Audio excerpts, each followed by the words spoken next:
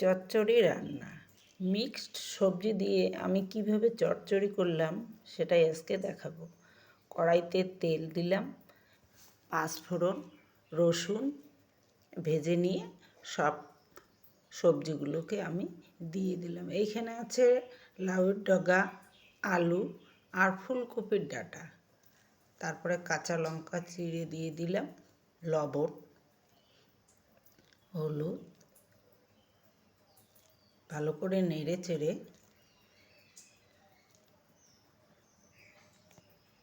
একটু ধনে গুঁড়ো দিয়ে দিলাম।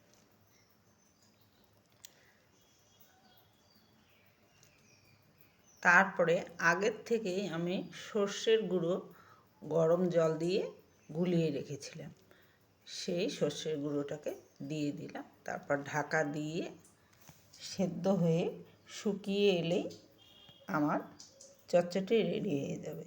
এই চচ্চড়ি খেতে সত্যিই ভালো লাগে।